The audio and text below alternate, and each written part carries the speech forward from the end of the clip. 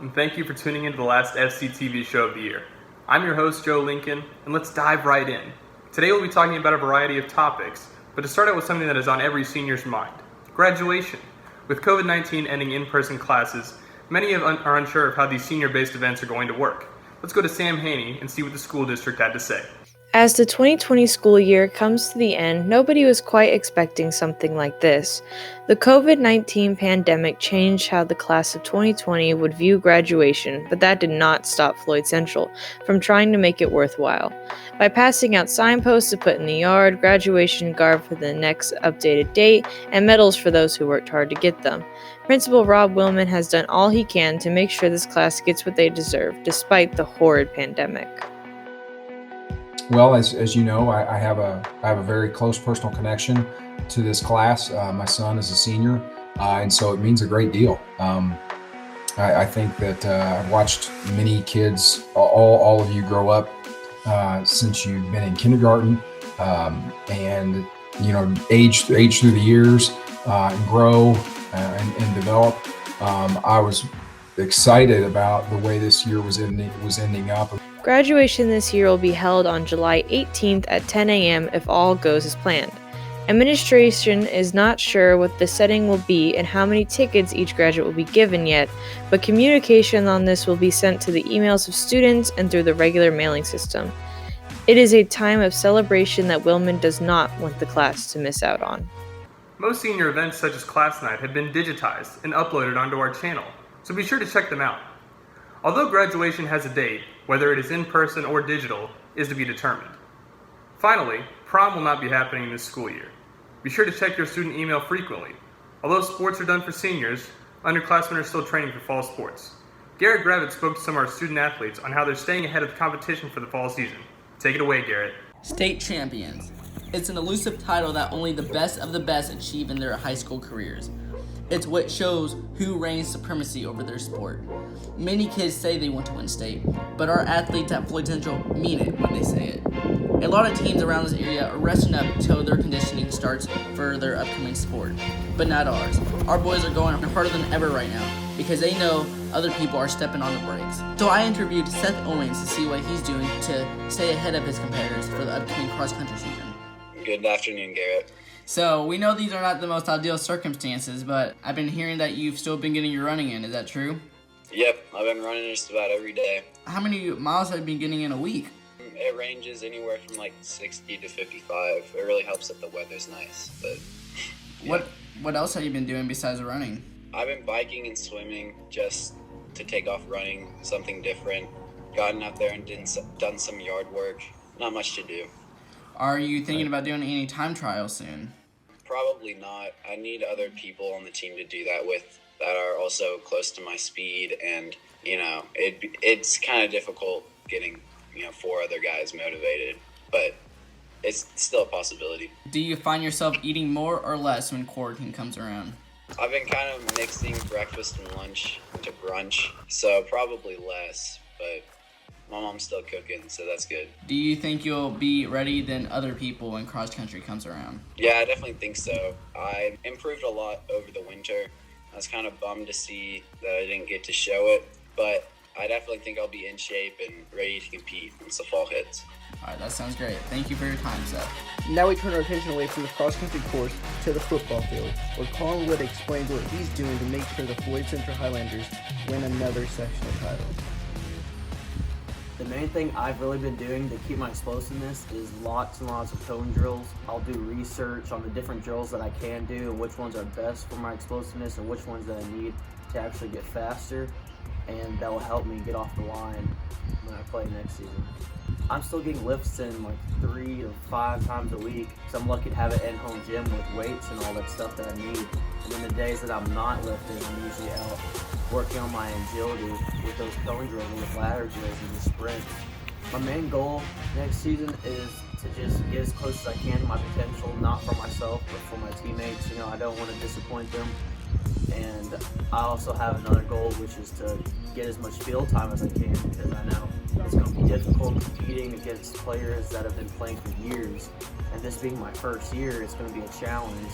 But, I'm up to it. I'm up for the grind, and hopefully we get there. What's actually become more difficult than the conditioning is actually eating the right food.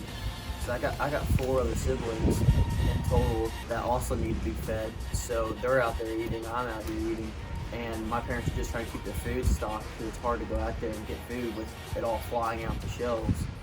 So I've been able to work with what I got so far, like many of others have been.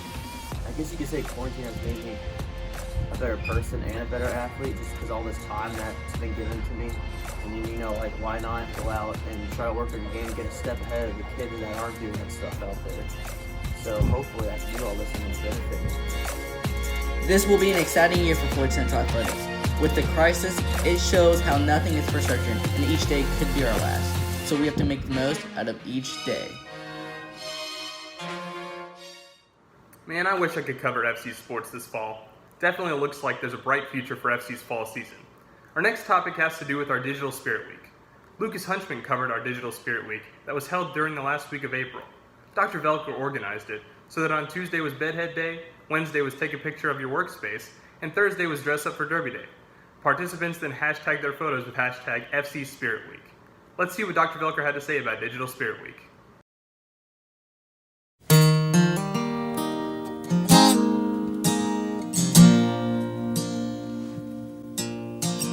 I will remember you.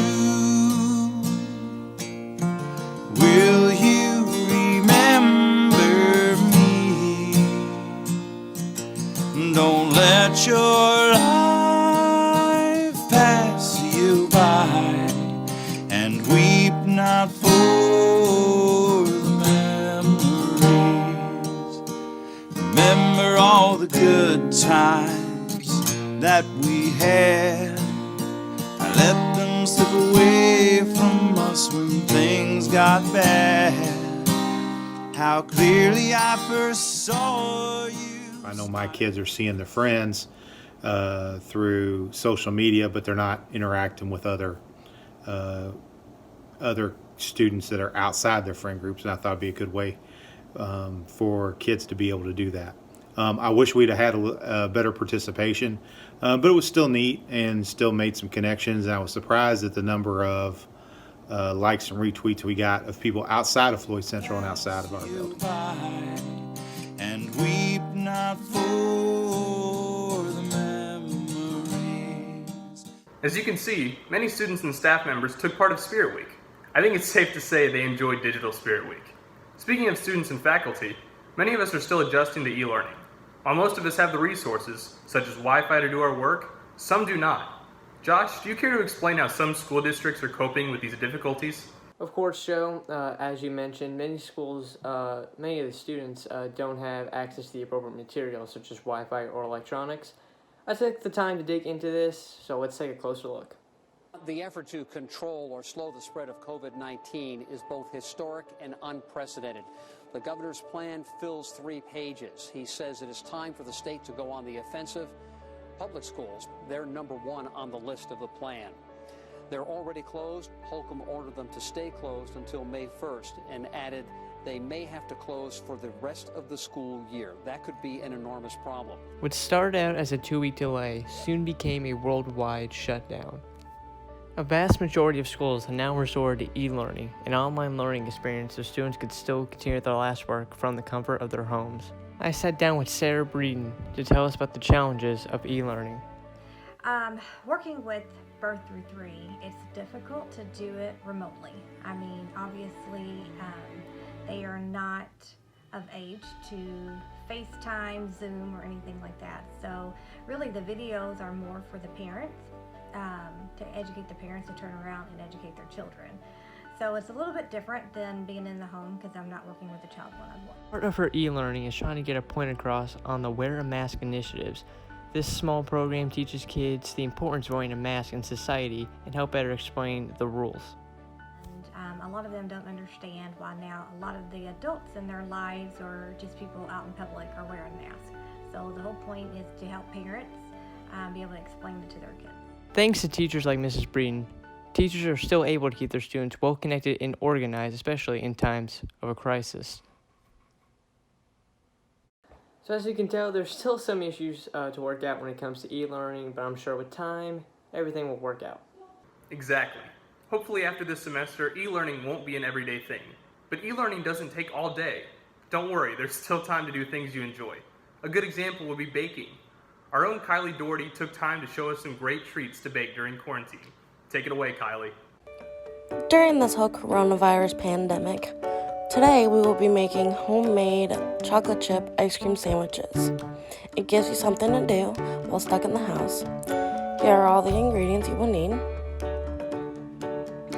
First, you're going to add a cup of brown sugar, then 3/4 of a cup of regular sugar,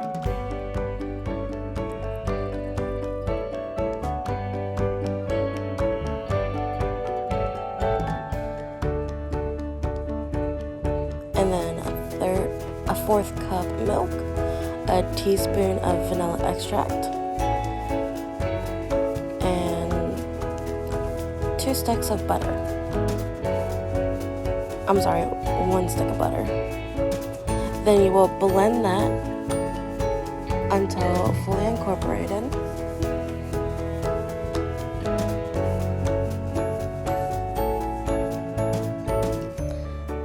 Then 1/2 cup of flour.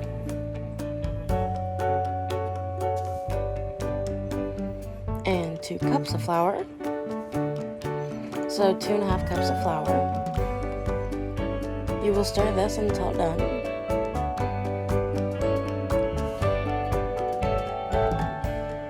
Then you will just add chocolate chips. I mixed 2 chocolate chips together because I didn't know they were different. I bought 2 different kinds and didn't know.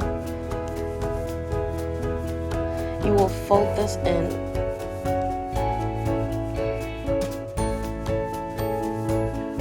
Then you will line a baking sheet with aluminum foil or parchment, whatever you want. I chose aluminum. You will take it all out.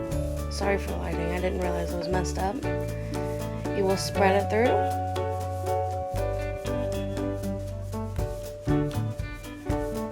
Then when you are done, you will cut it in half and put ice cream in between.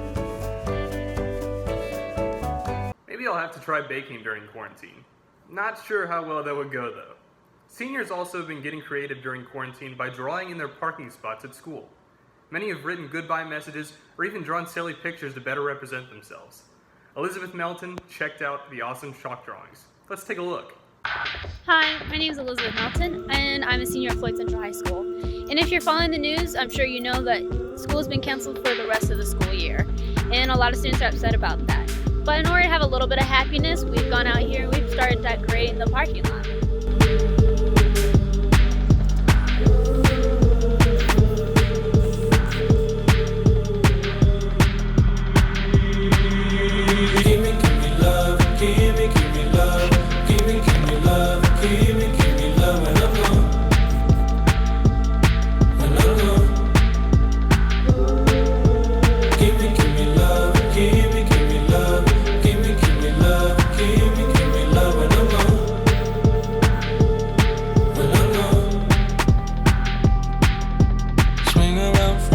Let me inside, playing my song into my sides. It hurts, I can't lie. Remember those times I fought to get out. I want to get out. Those pictures so clear, fade in my mind. You're leaving me here with ashes and fire. These people don't heal, these people don't feel, these people are real. So make me this deal. Won't you give me love, give me love, give me love, give me love when I'm gone.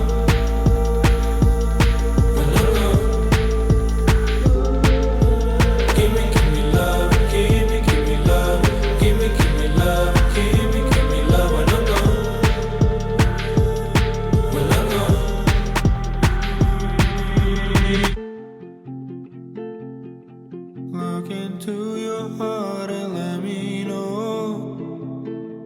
Do things turn black and gray? Not only is art a major outlet, but others have turned to working out. Tons of people are becoming active, whether it is lifting weights or just walking around the neighborhood. During this unheard of time, many people are looking for an answer concerning their workout routine. With gyms, athletic fields, and even public parks being partially or completely closed, just about everyone is trying their best to stay in shape at home. Although the best workout equipment may not be at someone's fingertips, there are other ways to stay in shape. Basic things such as running around the neighborhood or on a treadmill can be great ways to keep a daily cardio schedule. Push-ups and sit-ups are another simple way to keep the strength up. Another fun way to do things is to incorporate sports into the mix. Sometimes something like throwing a baseball in the yard or tossing a frisbee around can be game changers in the quarantine lifestyle. Many athletes have gotten very creative with their home workouts, as well by pushing things such as cars or trucks and running up steep hills in order to be ready for whatever season is ahead. But for the more casual folks, sometimes a casual stroll around the neighborhood will get the job done. And for families, this type of exercise can be great for togetherness. Whatever you're doing to stay in shape during quarantine, make sure to make it worth you and your body's time. Not only are people using the arts and working out as an outlet during quarantine, but some people have found their niche that suits them. Mark Lowney is here to tell us more about this topic. So take it away, Mark. Hey everybody, and welcome to Lounge Town. I'm your host, Mark Lowney, but not to be confused with the plastic surgeon. Today I'll be helping you figure out how to keep yourself entertained during quarantine. Now let's go. You can go on a nice walk in your neighborhood. Oh, that's an angry dog. You can experiment with food. So one thing I like to make to eat is... You can play board games. You can lay on your bed and think about all the mistakes you've made throughout your life. You can play video games. So there you have it. Those are just a few ways to help keep yourself entertained during quarantine. And stay safe. This has been Lounge Town. No matter the hobby, it's nice that people have distractions during this difficult time of isolation. Speaking of distractions, lately many of us have been distracted from how small businesses have been affected by this pandemic. Here to talk more about it is Elizabeth Melton. The coronavirus has affected all parts of society, and that includes restaurants. Because of the circumstances, many restaurants have turned to takeout and delivery services only. My name is John Benjamin. I'm the joint venture operating partner for Metro Diner in Indiana and Kentucky. Well, at the present time, in a full service capacity, seat 140 people, and that has all gone away. We're not allowed to serve anyone in our diners right now. So we've gone strictly to carry out, and our sales have plummeted 85%. So trying to make money on what equates to about 15% of your business is extremely challenging. Benjamin also stated that restaurants are doing everything in their power in order to lower their spendings and stay open. They were forced to cut back on staff, and their heating and cooling has also been shut off. While many restaurants are able to provide carry-out, others have been forced to close down. Some of them will be able to return, and others will not. Due to the uncertainty, many people on Facebook have created groups dedicated to the restaurants in the area. In these groups, people are able to give reviews, post new hours of businesses, and recommend restaurants. These Facebook groups hope to be able to keep local businesses alive during the pandemic. Restaurants will be slow to open, room capacities will be reduced, and restaurants will need to invest money into safety precautions. It is everyone's hope that things will start to go back to normal as soon as possible. Speaking of small businesses, we have a local business also working their hardest to keep our community sanitized and safe. With the increase of demand for these cleaning products, smaller businesses like Retailer Supply have had to take on lots of new clients and roles in order to keep people safe and healthy. We had our Chandler Burke check out how they are doing and what changes they've had to make. Because of all the craziness surrounding COVID-19/coronavirus, a lot of people have had to step up to the plate, including Retailer Supply, a local business that sells cleaning supplies to schools, hospitals, and much more. We talked to owner Kevin Burke to see what changes he's had to make and why he thinks he's essential. It's affected a lot of our customers because a lot of them are working from home, much smaller staffs in the facilities. It's helped our business in one regard because a lot more disinfectant, hand sanitizer, disinfecting wipes, face masks, those types of things are used. But because there are less people on hand, our business is kind of done up like this.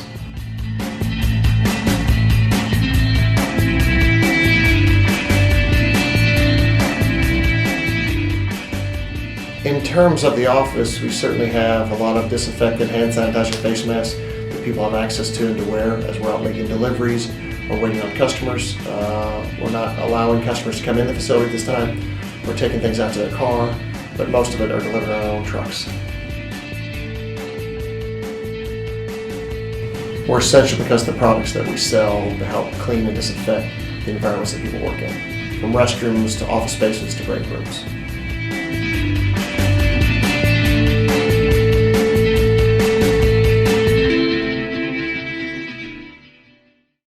Wow, that's impressive work from a smaller business. Not only are small businesses banding together, but our local communities as a whole are. Louisville has joined together as a community to support the first responders that are saving lives daily with lighting the city in green. Isabella checked out the scene to get an insight.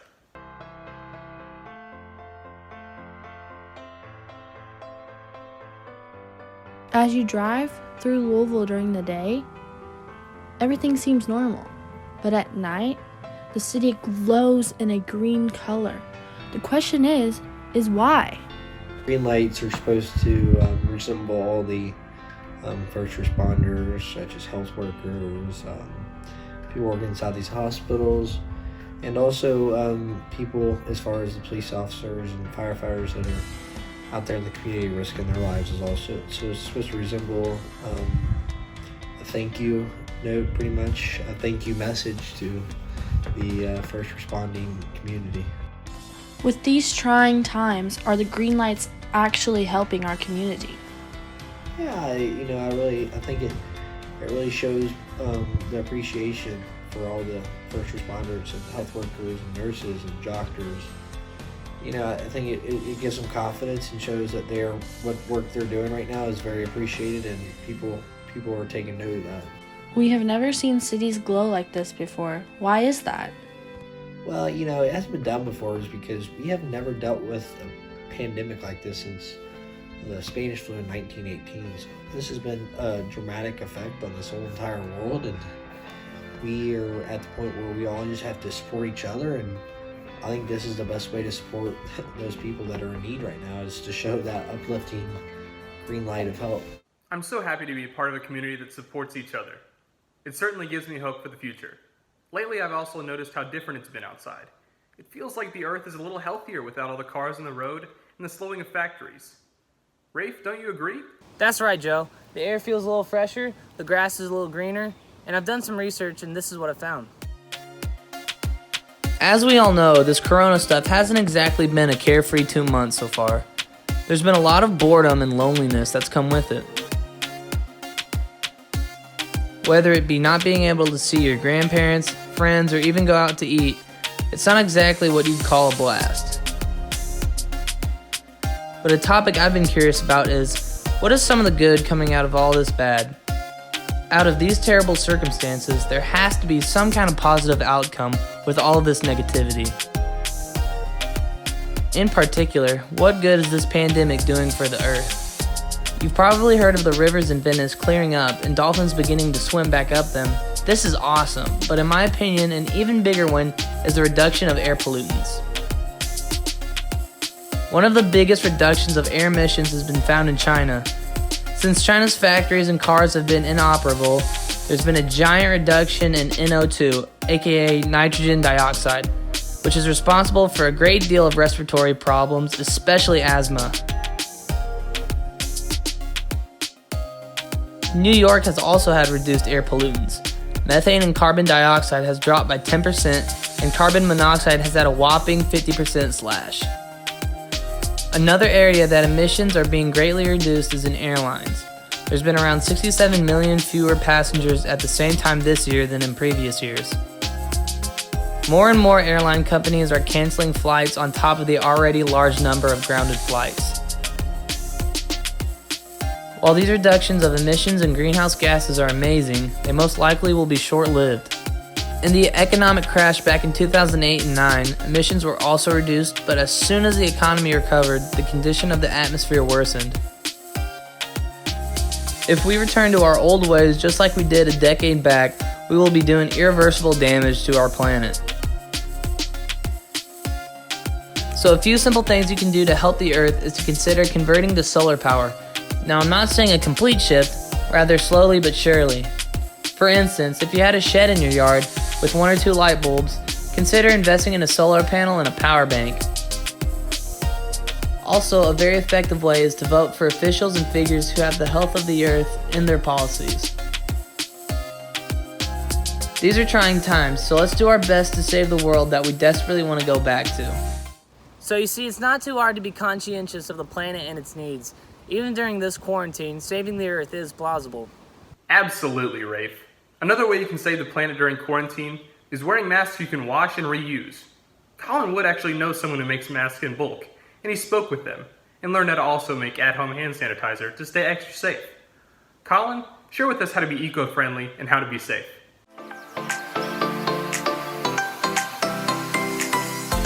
Well, I started making it because of this pandemic we're in and the COVID-19, and every place was sold out hand sanitizer. So I did my research of how to make it, and it's just 2 ingredients and it's super easy.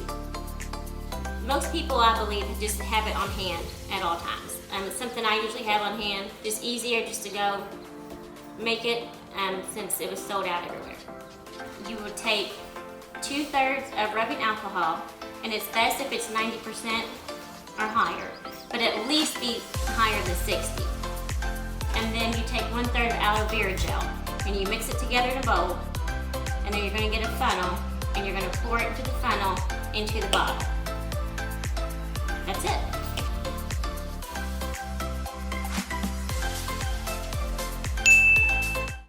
Looks like I have a hand sanitizer recipe to share with my family now, so we can be extra safe.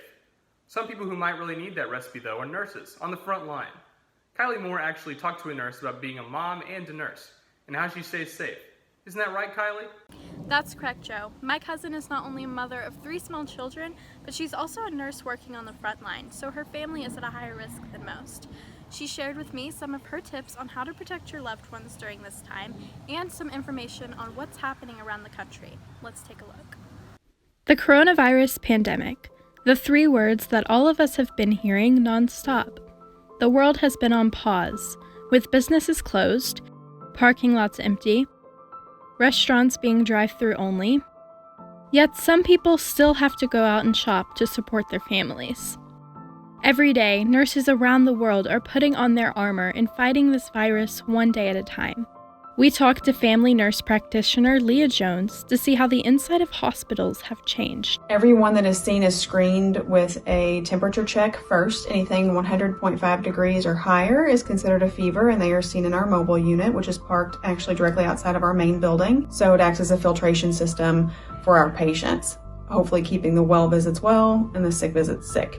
When COVID-19 patients' vitals are stable and they overall appear non-toxic and afebrile, they typically follow the guidelines given to them and self-quarantine at home. However, it's a bit different in an emergency department setting. In an emergency department setting, it varies on the patient. If vitals are stable, they can be discharged home. If the patient is not stable and is toxic in appearance, febrile, and requires fluid resuscitation or requires breathing treatments or intubation, anything like that, then the patient's admitted.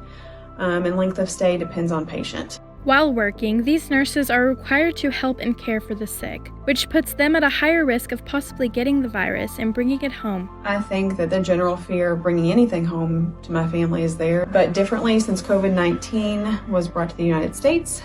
If I see sick patients, I typically strip down in the garage, come in, take a shower. That includes washing my hair, and then I go about my nightly routine. The CDC is telling citizens in order to prevent the spread of the virus, stand 6 feet apart from others, wear a facial mask, and most importantly, wash your hands for at least 20 seconds. For those that aren't washing their hands, obviously promote you to do so. It's kind of concerning if people aren't washing their hands anyway. As far as the masks recommendation goes, if you are 65 years or older and have to leave the house, definitely recommend you wear a mask and follow the new Indiana State Department of Health guidelines, including the blueprint that was released as far as opening everything back up and coming out of quarantine. In this uncertain time, it is important for us to remember that our healthcare workers are doing the best that they can to get this virus to stop spreading until we discover a vaccine. Viruses are hard to treat. COVID-19 was a surprise for everyone, I think, and we are now more prepared to handle a virus similar to this one in the future should the opportunity present itself. Hopefully it doesn't.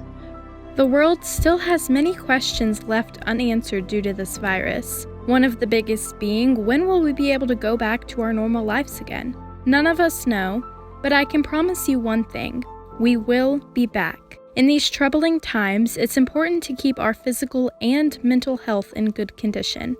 And the more we follow the guidelines given to us, the sooner we will be back to our normal routines.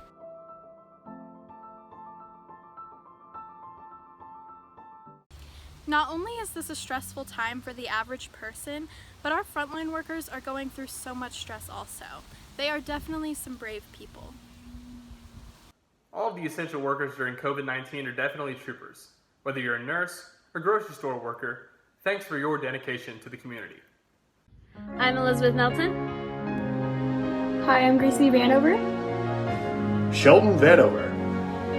Hi, I'm Taryn Little. I'm Joe Lincoln, and this has been FCTV.